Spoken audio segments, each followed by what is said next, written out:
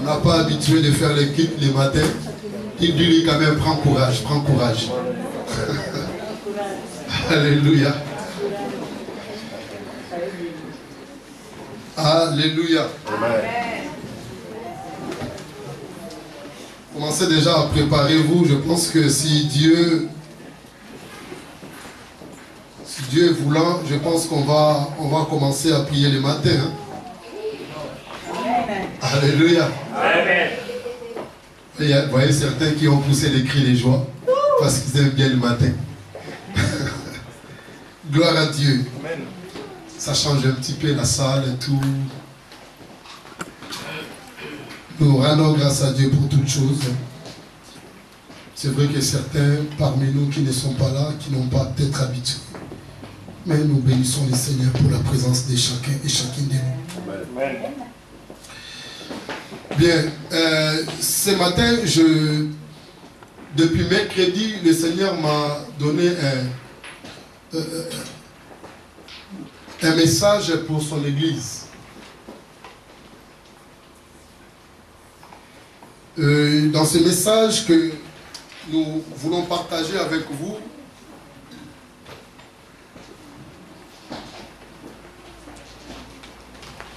je l'ai intitulé « La maturité d'une église ». Amen. Amen. La maturité d'une église. Et lorsque nous parlons d'une église, nous pouvons parler d'une communauté, l'ensemble des chrétiens, de ceux qui sont sauvés. Et nous pouvons aussi parler d'une église comme chacun de nous individuellement. Alléluia. Amen. Donc on parle en même temps d'une communauté, on parle en même temps de l'individualité.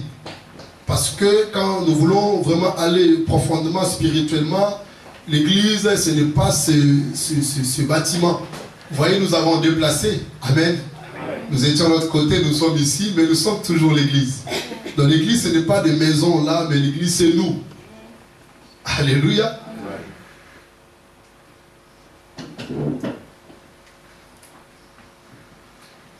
Amen, amen. Amen. La maturité, c'est une étape dans laquelle on se trouve un organisme qui a atteint son plein développement. Nous pouvons dire aussi que c'est un état vraiment du fruit quand il est vraiment mûr. Alléluia. C'est une période aussi de la vie qui se situe entre la jeunesse et la vieillesse. La maturité. La maturité, c'est vraiment quelque chose qui a l'importance dans la vie de tout et chacun de nous. Ça peut arriver dans la vie des parents lorsqu'ils donnent naissance à un enfant et vous trouverez que l'âge de l'enfant s'avance et vous trouvez dans l'état de l'esprit de l'enfant, il ne se développe pas et les parents vont s'inquiéter. C'est ça la maturité.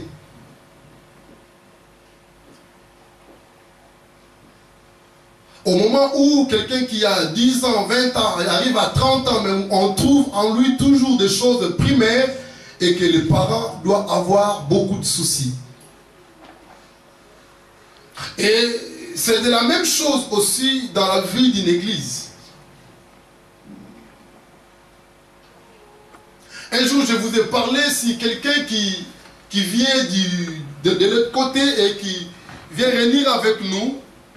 Je pense que 2 ans passés, je parlais de cela aussi, d'une autre façon. Et quelqu'un qui vient participer à notre culte, un homme expérimenté dans la foi.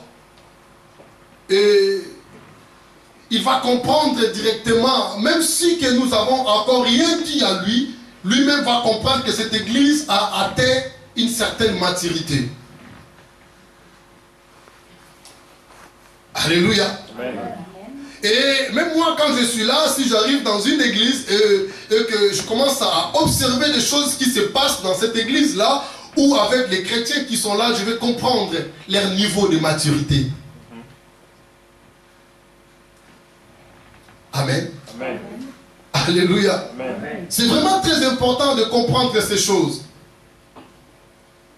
Comme une église, comme une communauté. C'est très important dans la vie de chacun de nous d'aller dans un niveau de la maturité, de grandir, de devenir mûr pour mieux servir encore le Seigneur. Et pas seulement servir le Seigneur, pour mieux marcher encore dans notre vie chrétienne ici, sur la terre. Ça demande beaucoup de maturité. Alléluia. Vous allez remarquer dans la vie de beaucoup de gens, ce que moi j'ai regardé, je remarquais, je disais que ce n'est pas forcément que l'église est mauvaise. Mais pour certains cas, je comprends qu'il y a certaines personnes qui n'ont pas encore maturé. Ceux qui abandonnent facilement la vie chrétienne. Ceux qui abandonnent facilement leur communauté. Ceux qui abandonnent facilement leur foi. Ça se comprend directement que le niveau de maturité est encore plus bas.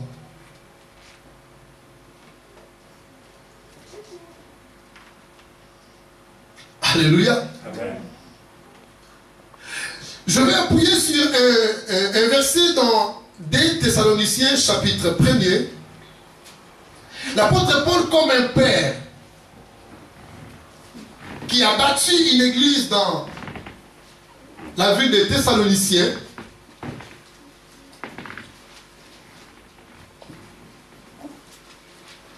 et comme un papa, au lieu d'avoir des soucis, mais ici, il avait la joie. La joie, pourquoi? Parce qu'il a trouvé l'église que lui, il a bâtie, il progresse. L'église a arrivé dans un niveau de la maturité. Et cette église a poussé l'apôtre Paul. Et ainsi que les autres apôtres qui étaient ensemble avec Paul, de ne pas cesser d'adresser des prières. De commencer chaque fois à bénir. Que Dieu bénisse son église. Pourquoi?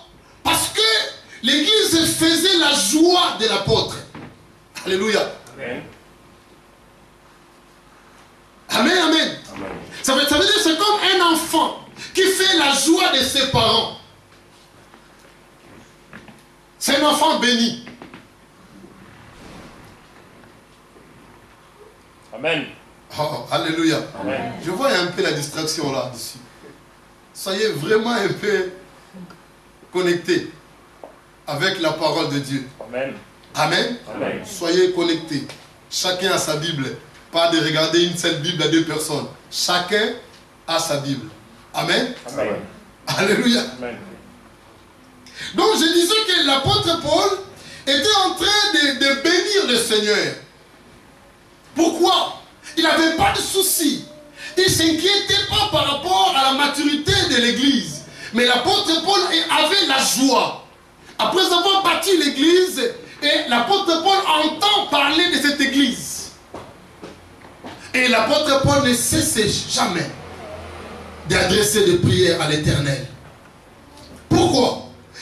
J'étais en train de lire, de méditer cela, et par là j'ai constaté que il y en a beaucoup, mais je dirais seulement 3 qualités d'une église mature.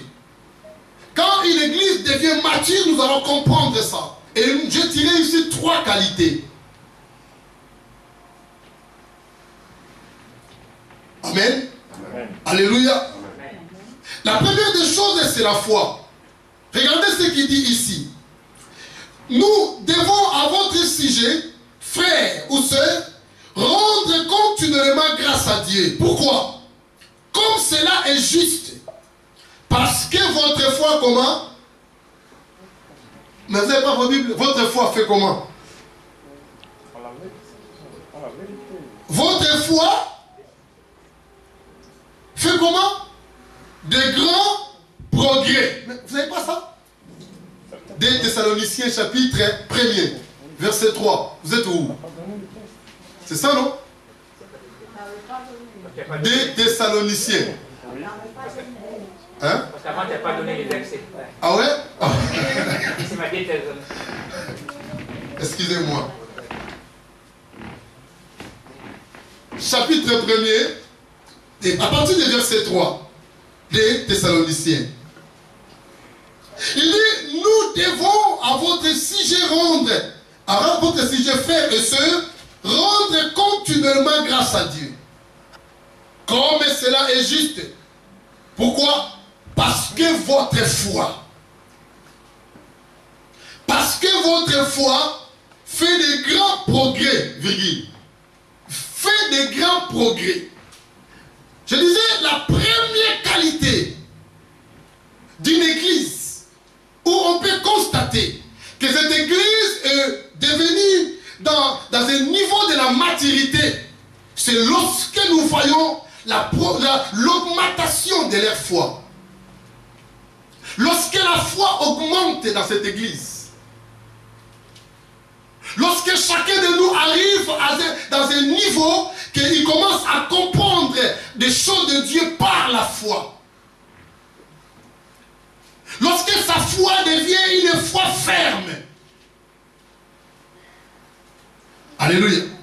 Lorsque nous venons en Jésus, c'est difficile, mes chers amis. On peut te dire que reçois Jésus comme Seigneur et Sauveur, tu seras sauvé. Vous pouvez dire directement que oui, je reçois. Alléluia.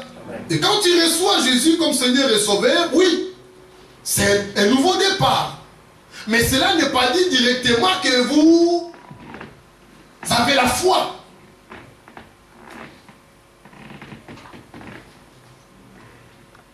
Cela n'est pas dit que vous avez la foi. Vous avez reçu Jésus par rapport à la parole, par rapport à la... Vous êtes convaincu de ce qui a été prêché. Vous avez reçu Jésus. Mais la foi, c'est un processus.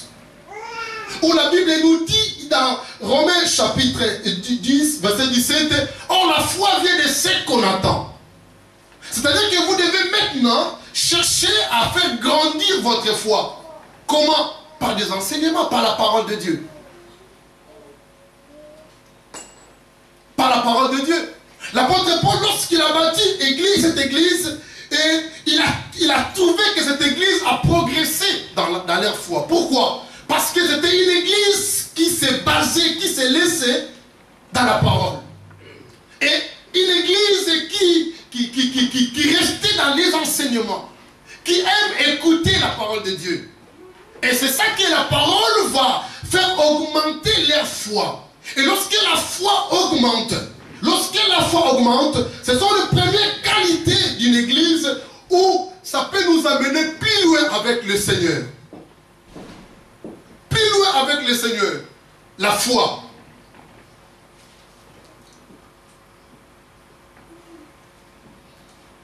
Alléluia. Amen. Dans nos parcours de la vie, mes chers amis, nous avons besoin d'avoir la foi. Pourquoi? Parce que nous allons faire face à beaucoup de choses qui peuvent nous décourager dans la vie chrétienne. La foi. C'est très important dans la vie d'une église, dans la vie d'une communauté ou dans une église comme un individu. Si vous ne cherchez pas à augmenter votre foi, mes chers amis, vous n'allez pas aller plus loin.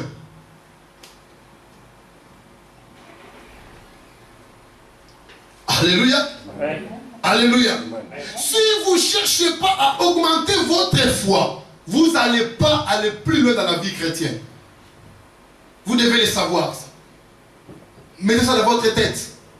Donc vous devez chercher à augmenter réellement votre foi. Si la foi est augmentée, mes chers amis, que quelles que soient les choses ou circonstances que vous pouvez rencontrer dans la vie quotidienne ou dans la vie chrétienne, lorsque vous avez la foi, vous allez continuer toujours à aller avec le Seigneur.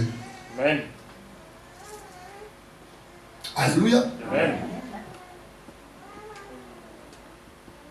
Jésus a dit sa parole que je vous ai laissé au milieu des loups comme des brebis. Au milieu des loups comme des brebis. C'est une parole de lui-même le maître. Il n'a pas enlevé, ôté devant nous les loups. Mais il a laissé les loups. Donc si vous n'avez pas la foi, mes chers amis, Dès que vous rencontrez un loup devant vous, vous allez tout de suite retourner. Une église mature. Un chrétien qui a devenu mature, il va comprendre toutes ces choses. Il va chercher à augmenter premièrement sa foi. Alléluia. Amen. Regardez Luc chapitre 17, verset 5. Qui peut lire ça? Luc 17, verset 5. Même à partir du verset 4, si vous voulez.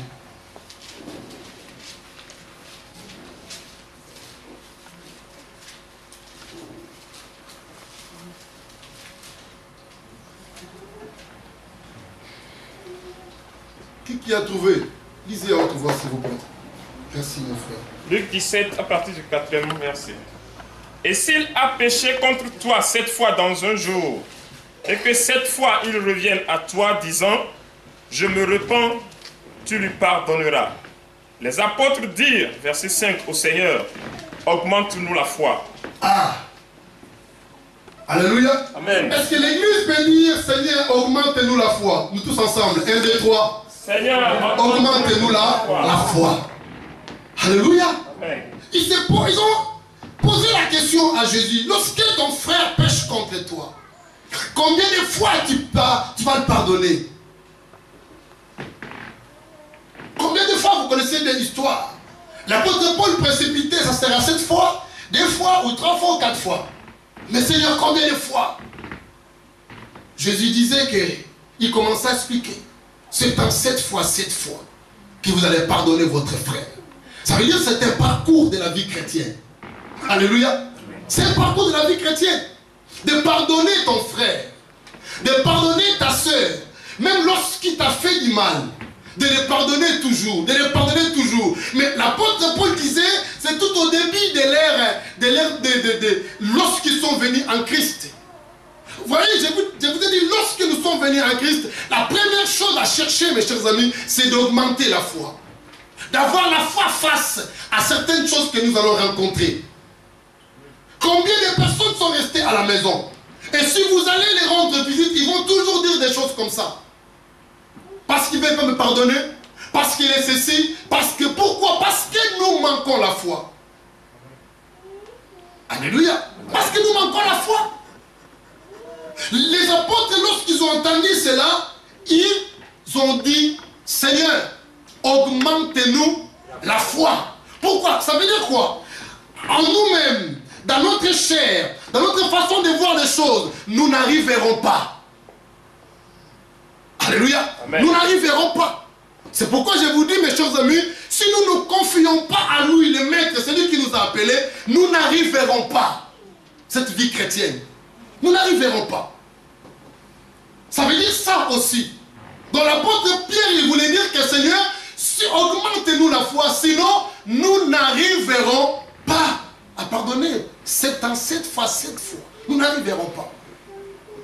Nous n'arriverons pas. Mais Seigneur, mais toi, tu peux nous donner cela. Augmente-nous la foi. Et le Seigneur commence encore à l'exhorter, à l'enseigner, enseigner les choses de Dieu. Pourquoi? Pour que leur foi soit augmentée. La foi vient que de ce qu'on entend. Et ce qu'on entend vient de la parole de Christ. Ce qui sort de la bouche de notre Messie. Alléluia. Amen. C'est ça, mes chers amis. Il a dit, augmentez-nous la foi. Nous n'arriverons pas. Nous oublions à demander cette prière à Dieu. Mais je prie mon Dieu aujourd'hui. Ce message, Dieu m'a donné ça depuis le mercredi. Je prie mon Dieu aujourd'hui qu'au lieu de commencer à chercher des choses de ce monde, priez d'abord que Seigneur augmente-nous la foi. Pourquoi? Parce que si la foi est augmentée, c'est la voie de regagner le ciel. Si la foi est augmentée, c'est une voie pour rester ensemble dans une bonne relation avec le Seigneur. Vous souvenez-vous, Jésus a dit que lorsque le Fils de l'homme viendra sur la terre, trouvera-t-il la foi aux hommes? Ça veut dire que lorsque le Fils de l'homme viendra, il va chercher les gens qui ont gardé leur foi, qui avaient la foi, augmenté leur foi, devant les circonstances, devant ou face à un frère ou à une sœur, ou devant les situations qui se passent dans ce monde. Sans la foi dans ce monde-là que nous vivons aujourd'hui, sans la foi, je vous dis mes chers amis, il est tellement difficile. Car vous verrez certaines personnes qui ont fait 30 ans, 25 ans ou 40 ans dans la vie chrétienne, ce sont des personnes à féliciter. Alléluia. Amen. Nous bénissons le Seigneur par rapport à cela. Nous bénissons le Seigneur. 20 ans de la vie chrétienne. Je ne sais pas si quelqu'un qui a fait déjà 20 ans de la vie chrétienne ici, on a quand même pas mal de gens ici, 20 ans.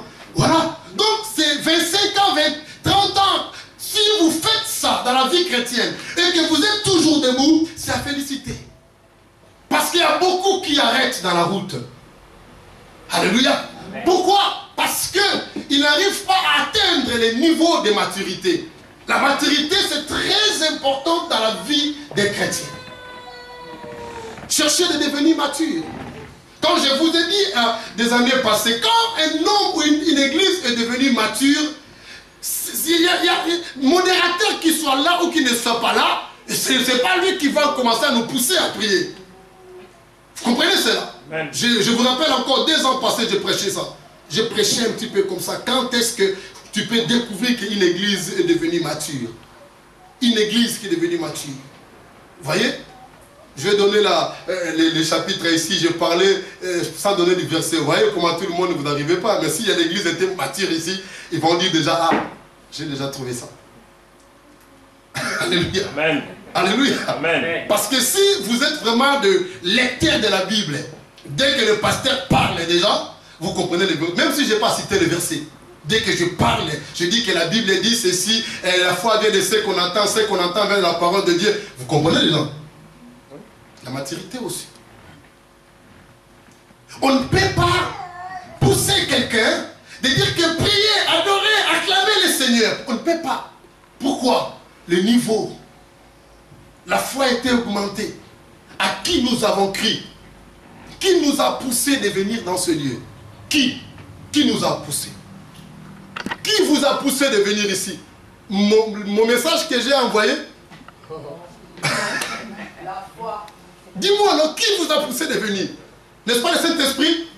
Mais pourquoi les gens vont commencer à vous pousser de dire que prier, adorer, prier, acclamer? Pourquoi? Les niveaux. Amen, amen, amen. Les niveaux. Je bénis Dieu, malgré que je suis arrivé ici, la porte était fermée. Mais il y a des gens qui étaient déjà matures, qui savaient déjà c'est le temps d'intercession, et ils ont commencé à intercéder, malgré qu'ils étaient encore dehors. Ça, c'est le niveau aussi. Le niveau de la maturité. Que ce soit la porte est fermée, mais c'est le temps de l'intercession que nous allons commencer. C'est le niveau, mes chers amis.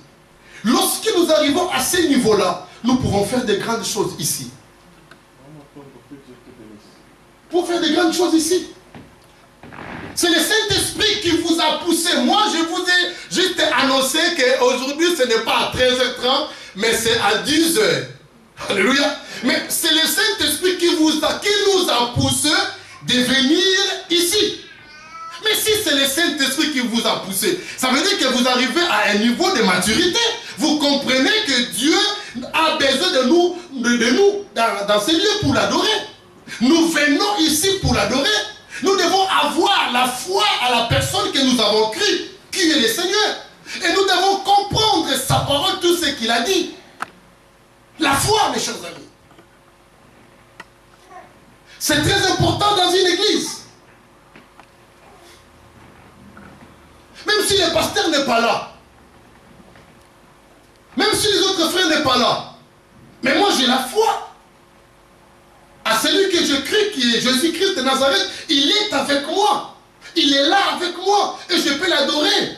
Lorsque je viens adorer le Seigneur, je ne regarde pas de gauche et à droite. Je ne regarde pas de gauche à droite. Même certains niveaux de la distraction, ça devient tellement trop dans l'église de réveil aujourd'hui. L'église de réveil est tellement distraite. Pourquoi? C'est juste par rapport aussi au niveau de maturité. Lorsque nous atteignons un niveau de maturité très élevé, la distraction va commencer à disparaître dans nos églises. Et que Dieu va prendre toute la place comme l'homme de Dieu Emmanuel a prêché ici. Lorsque nous sommes dans l'adoration, nous serons concentrés pour adorer celui que nous avons la foi en lui. Alléluia. Amen. Avoir la foi à quelqu'un, c'est, dans d'autres termes, je peux dire ça comme ça, c'est comme vraiment de donner tout votre être à cette personne-là. J'imagine ça. Selon moi, avoir la foi, si je dis j'ai la foi en Jésus, c'est-à-dire que c'est comme j'ai donné tout mon être à lui. J'ai confiance totale à lui. Je n'ai pas de doute dans sa parole. Ce qu'il a dit, je le crois. Amen. Alléluia. Amen. C'est dans le parcours de la vie, mes chers amis, si vous ne priez pas comme ça, vous ne demandez pas au Seigneur, augmente-nous la foi, ça sera difficile pour que vous puissiez grandir dans la foi et pour que vous puissiez tenir ferme 20 ans, 25 ans ou 30 ans, ou même lorsque le Seigneur va retourner. Il y a tellement de choses on va rencontrer dans la vie où ça va nous faire un peu difficile. Mais si nous avons la foi en lui, nous savons ce qu'il nous a dit. Il a dit, je serai avec vous. Alléluia. Amen. Je serai avec vous. Quand l'église devient mature, quelles que soient les choses se passent dans le monde, ou quelque chose de choses se passe dans un pasteur, ou dans un apôtre, ou dans un, je ne sais pas quoi je peux dire, mais l'église mature, il reste toujours debout. Il continue sa marche. Pourquoi? Parce que l'église est là, ils ont crié pas à un homme, mais à un Dieu qui ne change pas. C'est le problème de la foi, de comprendre la parole de Dieu, de demeurer dans la parole. La foi vient de cette écriture, cette parole qui sort de la bouche de Christ. Quand vous lisez pas la parole de Dieu, c'est difficile aussi pour que la foi augmente. Nous avons distribué chaque mois des méditations quotidiennes. Malheureusement, il y a peu de gens qui sont à la ligne avec l'église. Peu de gens. Le mercredi, nous ne sommes pas ici nombreux. Pourquoi? Parce que c'est normal, nous travaillons, nous avons beaucoup d'occupations. Mais ne fût-ce que la méditation là, gardez ça et méditez la jour et nuit. Et votre foi augmentera aussi. Mais lorsque vous méditez pas cela, et vous commencez à entendre de gauche et à droite des choses qui n'édifient même pas l'église. Et c'est là où aussi que nous sommes en train de tâtonner de gauche à droite. Pourquoi? Parce que la parole de Dieu n'est pas en nous. Les apôtres disent, augmentez-nous la foi. 1 Jean, chapitre 5.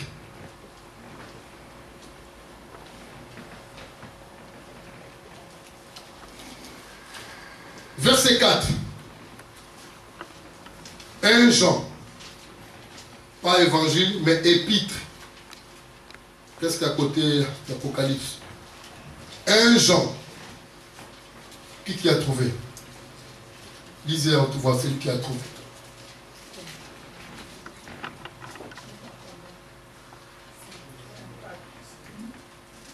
La première qualité d'une église mature. Qui a trouvé? Amen. Je lis au nom de Jésus. Amen. Parce que tout ce qui est né de Dieu triomphe du monde. Et la victoire qui triomphe du monde, c'est notre foi. Amen. Qui est celui qui a triomphé du monde, sinon celui qui croit que Jésus-Christ est le Fils de Dieu. Amen. Merci maman. Alléluia. Voyez? Donc celui qui triomphe le monde, c'est celui qui a cru que Jésus est le Fils de Dieu. La victoire qui triomphe ce monde, c'est notre foi. Notre foi. Ce n'est pas une foi commune, mais je peux dire ta foi, toi. Parce que des choses que toi tu vas rencontrer dans ta vie chrétienne, ce n'est pas ce que moi je vais rencontrer. À chacun de nous, mes chers amis, le degré du combat est différent. Vous comprenez cela? Le degré du combat est différent. C'est-à-dire que la victoire qui triomphe le monde, c'est ta foi, toi. Parce que tu as cru à un homme pas à un homme, mais à un Dieu, à Jésus-Christ de Nazareth. Parce que tout ce qui est né de Dieu triomphe le monde. Tout ce qui est né de Dieu, il doit avoir maintenant la foi. Celui qui est né de Dieu, le premier processus qu'il va faire, d'augmenter sa foi. Lorsque la foi est augmentée, il a la victoire sur ce monde. Il a la victoire. Il peut marcher au-dessus de ce monde. Quelque chose peut arriver de gauche à droite, mais lui, il va toujours connaître parce qu'il a la foi. Sans la foi, mes chers amis, je vous dis des choses que vous devez retenir. Si vous n'avez pas la foi, c'est le moment d'augmenter cela. Parce que des fois, peut-être, il arrivera encore des choses plus graves que vous n'avez pas encore rencontrées. Parce que nous sommes encore sur la terre. Il peut arriver encore des choses plus graves.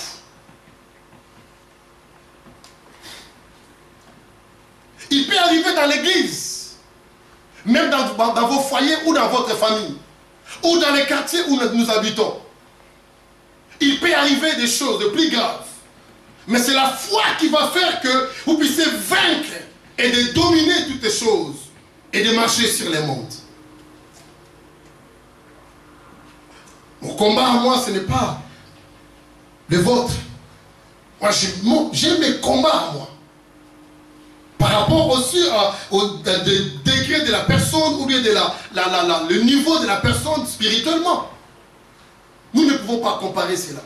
Mais chacun d'entre nous devait savoir augmenter sa foi. Sinon, s'il n'y a pas la foi en vous, ce sera difficile.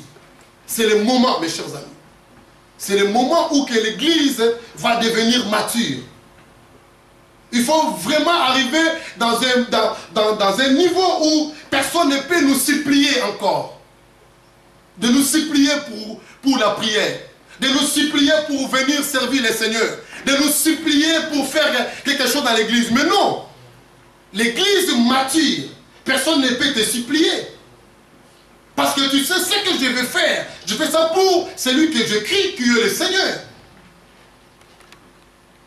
Alléluia. Amen. Et ça sera une bonne organisation, mais tout ça va faire en ordre. Mais chacun d'entre nous va comprendre, que ça soit petit. Je parlais de la maturité spirituelle. Tu peux être petit en âge, mais tu es mature spirituellement.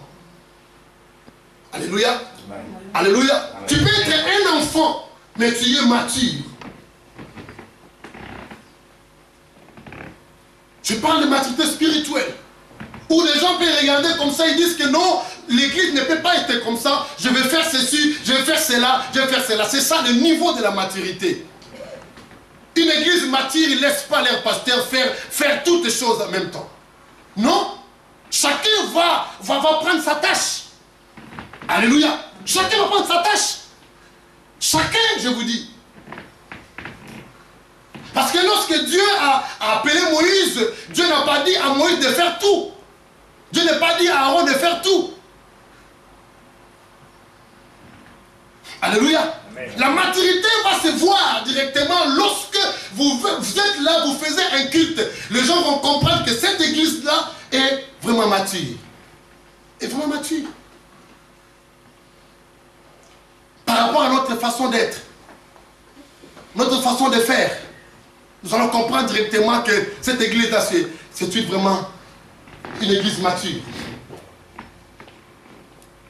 Même si j'aimerais toucher le point de venir à l'heure, je ne peux pas vous écrire dans le message, il faut être à l'heure. Non! Une église mature. Ils savent que l'église commence à 10h. Eh mais moi je suis là déjà, ou à 10h, 9h, 10h moins les quarts. Alléluia. 10h moins les quarts. Écoutez, si on prend un exemple comme ça, que vous avez un travail et que vous venez en retard, je pense que le patron peut dire, c'est tout nos enfants, si vous commencez votre apprentissage, il peut vous dire peut-être que je pense qu'il n'est pas encore arrivé à maturité, il néglige encore beaucoup de choses. Et un employé qui va toujours en retard, je pense qu'on va comprendre que non, il n'est pas encore mature. Il n'est pas encore mature. Ce sont des choses où nous pouvons trouver dans nos églises. Où personne ne peut nous pousser. Mais nous-mêmes, en comprenant que non, je suis devenu mature, j'ai augmenté ma foi, je sais à qui j'écris et je vais m'organiser, d'être à l'heure et de louer le Seigneur. Vous savez, à certaines églises, il n'y a pas de modérateur. Hein. Vous venez là, où il met des cassettes là, il commence à... L'adoration dans les cassettes ou dans les CD. Le modérateur n'est pas là. Si tu ne vas pas prier, tant pis pour toi. Alléluia. Nous, on vous pousse de prier. Ce n'est pas mauvais. Nous avons appris comme ça. C'est juste pour motiver. Alléluia. Pour stimuler un peu les gens qui sont venus en Christ, sont de nouveaux convertis. Mais après cela, après 3 ans, tu es toujours nouveau converti. Après 4 ans, toujours. Alléluia. C'est ça qui se passe dans nos églises aujourd'hui. Les niveaux de maturité. Les deuxième étape des niveaux de maturité, il y avait 3 étapes que je pensais. Je ne pense pas que nous arriverons si Dieu nous fait grâce. Je disais, c'est l'amour. Écrivez cela. Première étape, c'est la foi. Et deuxième étape d'une église, pour comprendre cette église a vraiment atteint un niveau de maturité, c'est l'amour. Nous sommes toujours dans 2 Thessaloniciens. Là où Paul a glorifié le Seigneur, il commence à louer Dieu par rapport à cette église.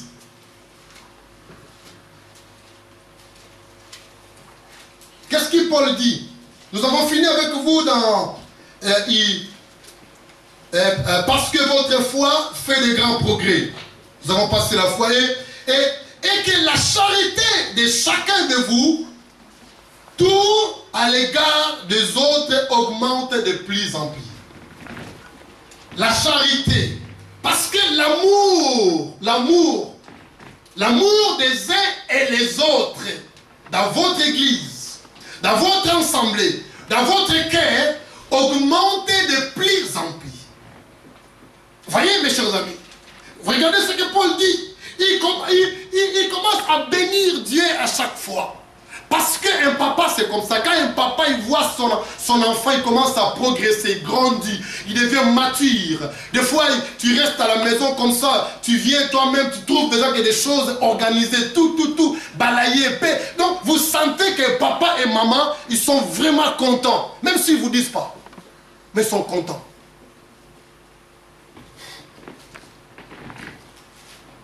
Alléluia. Parce qu'il y a certaines choses, quand vous arrivez dans un niveau, et personne ne va vous dire toujours, fais ceci, fais cela, fais ceci, fais cela. Non, quand vous arrivez à un niveau, vous allez commencer à faire certaines choses vous-même. Vous-même. L'apôtre Paul bénissait le Seigneur par rapport à la charité de chacun de vous tous à l'égard des autres. L'amour à l'égard des autres, pas un amour que vous cachez dans votre cœur, mais un amour à l'égard des autres. L'amour que vous portez vis-à-vis de votre prochain.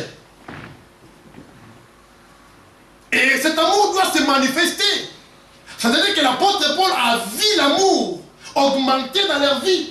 Il voyait comment ils commençaient à vraiment aimer les uns les autres. Comment ils commençaient à porter les fardeaux des uns et les autres. Ils ne disaient pas chacun pour soi et Dieu pour tous. Non, mais ils portaient les fardeaux des uns et les autres. Et le problème de mon frère Paul, ça devenait comme mon problème à moi. Donc ils portaient des choses entre eux. Ils avaient l'amour entre les uns et les autres. Donc là, vous comprenez que l'Église a atteint un niveau de la maturité. Une église qui dispute chaque fois. Une église qui querelle chaque fois. Une église qui a toujours des haines chaque fois. C'est le niveau, mes chers amis. Ça doit être le niveau. Niveau de la maturité. Ce n'est pas le problème où le pasteur ne prêche pas, ou il ne prêche pas bien. Non, c'est le niveau de chacun d'entre nous. Parce que pour grandir, nous devons chercher. Les apôtres ont demandé. Alléluia. Il dit, je suis dans la joie que votre amour. Et je suis vraiment désolé de voir des choses pareilles. Lorsque nous regardons cela et j'analyse ce qui se passe dans nos églises aujourd'hui, j'analyse, nous sommes encore très loin. Très très loin.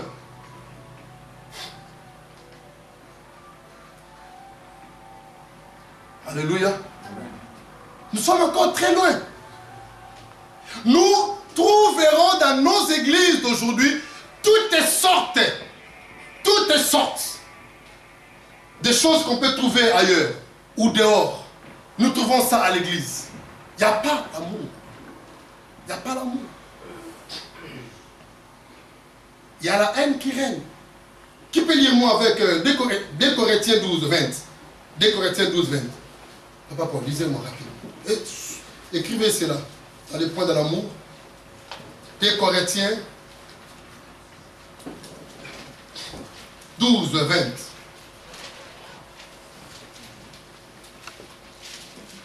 Corinthiens 12, 20.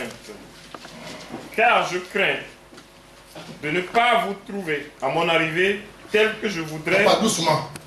Car je crains de ne pas vous trouver nazobanga ete nakutabino tangwana koya à mon arrivée. Alléluia.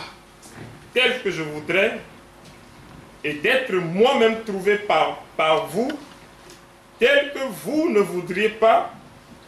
Je crains de trouver des querelles.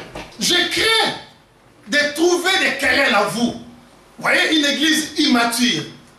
Paul il dit ceci en Corinthe. Il dit, je crains. Les Corinthiens, ce n'est pas Thessaloniciens. Hein. Les Corinthiens, c'était l'église vraiment un peu au Pessimbois-Mboaboyi. Alléluia.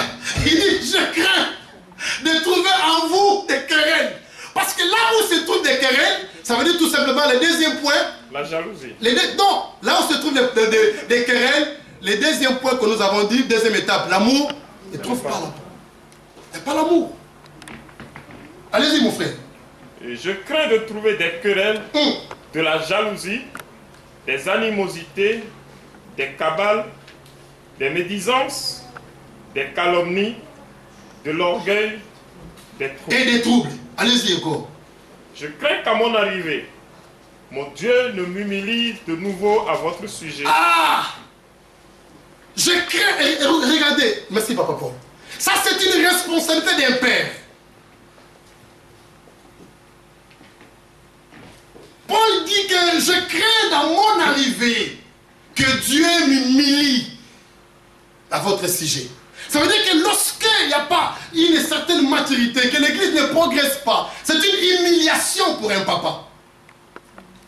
Lorsque dans une maison où les enfants qui atteignent pas, qui n'arrivent pas à atteindre l'âge de la maturité ou bien qui ne deviennent pas mûrs, ou qui fait des désordres, des choses un peu qu'on ne peut pas trouver à nos enfants, c'est une humiliation pour les parents.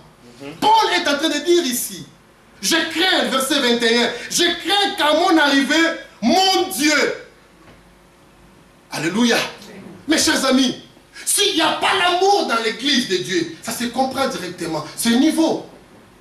Je parlais un jour, un mercredi passé, si nous sommes vraiment un comme ça, si nous disons que l'église c'est une famille, pourquoi avoir des querelles? Même si des querelles peuvent arriver, ou des disputes, pourquoi encore rester avec ça dans le cœur? Parce que dans une famille, il peut y avoir. Alléluia. Amen. Les frères et sœurs peuvent discuter. Souvenez-vous, même, je comprends encore, malgré ça faisait un peu très long, Ésaü avec Jacob, lorsqu'ils ont discuté, mais ce n'était pas vraiment une bonne discussion. Mais après un jour, Jacob dit non, j'ai agi mal. Il commençait à chercher son frère Ésaü pour lui demander pardon. Pourquoi? Parce qu'il y avait un lien parental qui était là. Ils étaient des frères de même père. C'est comme nous sommes ici. Si nous commençons à réaliser, nous sommes des frères et des sœurs, et que notre Père est Dieu, pourquoi avoir des querelles? Pourquoi dans une église on peut avoir des querelles, des jalousies, des orgueils, beaucoup d'autres, des calomnies? Pourquoi dans une église? C'est le problème de la maturité. Et Paul craint. Regardez mes chers amis, Paul craint. Si nous remplaçons Paul comme un pasteur, le pasteur il craint. Nous ne savons pas quelle humiliation que Dieu va l'humilier. Et il peut dire que maintenant ton travail que tu as fait, ce n'est pas un bon travail. Qu'est-ce que tu as pris à mes enfants? Pourquoi ils ne progressent pas? L'amour, mes chers amis. L'amour qui détruit la haine. L'amour. Même si ton frère t'a fait du mal, même s'il t'a insulté, même s'il t'a critiqué que vous avez entendu, même s'il voulait détruire ta vie, mais il est ton frère. C'est ce niveau-là que nous n'arrivons pas, nous les chrétiens. Il est ton frère. Nous avons un problème pour arriver à supporter, à donner vraiment l'amour à notre frère et soeur comme ça. On peut faire semblant de pardonner, mais dans le cœur, on garde encore la haine. Alléluia. Et ça bloque tout. Le ciel est fermé. Dans l'église, pareil. Le ciel est fermé.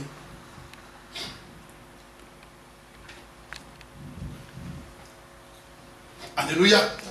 Je demande vraiment à notre Dieu Tout-Puissant, par l'amour de son nom, qui a envoyé son Fils unique dans ce monde, pour nous sauver, pour nous libérer dans le péché, dans la mort que nous étions. Je demande, je vous supplie au nom puissant de Jésus-Christ, ce qui va faire nous une grande église, ce n'est pas le nombre des gens. Vous avez compris, bien non? Amen, amen. Alléluia. Amen. Ce n'est pas le nombre des gens que nous pourrons faire une grande église, non. Ce n'est pas mauvais si nous sommes devenus beaucoup. Mais ce qui peut faire une grande église mature, c'est lorsque nous mettons la parole de Dieu en pratique. Amen. Lorsque nous arrivons à ce niveau de la maturité, de commencer à aimer mon frère comme moi-même. Alléluia. Amen. Alléluia. Moi, je n'ai jamais vu. C'est rare. Peut-être il y en a aussi, mais c'est rare. Mais en tout cas, moi, je n'ai jamais vu. Quelqu'un qui va devant le miroir, il dit, ah Seigneur, vraiment, tu m'as créé moche. Je n'ai jamais vu. Je ne sais pas. Alléluia. Ça arrivait déjà? Tout le monde dit que, bon, il peut avoir peut-être un peu, Seigneur, comme ça, j'aime pas les jambes comme ça. Mais toujours quand on est devant le miroir, on se voit que nous sommes beaux. Tu es beau ou tu es belle? Oui ou non? Même si tu n'es pas vraiment beau. Donc il faut qu'on dise des choses. Mais on dit que, Seigneur, mais pourquoi vous n'aimez pas? Si tu commences à arriver à t'aimer comme ça, tu dis, Seigneur, tu m'as créé comme il dit la puissance. Une créature si merveilleuse. Mais comment vous n'arrivez pas à aimer votre frère et votre soeur? Et surtout que nous sommes dans la même église. Et nous appelons notre famille Bethel. Notre papa qui est Dieu, mais papa en chair, c'est Céphas. Mais là, pourquoi nous n'aimons pas les uns les autres? Pourquoi il y a la haine entre nous? Pourquoi il y a la colère et la jalousie? Pourquoi? Même si j'ai fait une erreur, je suis ton frère. Pourquoi tu n'arrives pas à me pardonner? Amen. Même si j'ai fait une erreur, tant qu'il m'aime, je peux commettre une erreur. Mais pourquoi toi tu n'arrives pas à pardonner ton frère? Nous avons des frères dans le sang, des frères biologiques. Nous savons comment il nous fait souffrir comme ça. Comme ça. Alléluia. Amen. Moi j'ai un frère qui est encore à Luanda. Il nous fait comme ça. Grand frère aussi, plus. Grand frère. Mais on commence des fois, je commence à engueuler dans le téléphone. Mais grand frère, parce qu'il nous fait comme ça. Mais dans mon cœur, je l'aime toujours. Si aujourd'hui il manque, mais non, je manque, tu l'envoies encore des choses, il bouffe ça comme ça, comme il boit de l'eau. Mais demain encore, il demande, tu as encore pitié, tu la donnes encore. Je vous dis, mes chers amis. Je vous dis. Mais il fait toujours du mal. Il fait toujours du mal. Mais je l'aime parce qu'il est mon frère. Et pourquoi nous n'arrivons pas à nous aimer les uns les autres? Même vous, dans le groupe de louanges, vous devez faire très attention à cela. Très attention. Même si un jour que Papa Dodo il donne toujours le vocal, toujours, ou bien à Christelle ou à Nadège, c'est juste pour faire avancer l'œuvre de Dieu. Si nous travaillons comme ça, nous n'aurons pas la haine vis-à-vis des uns des autres. Alléluia.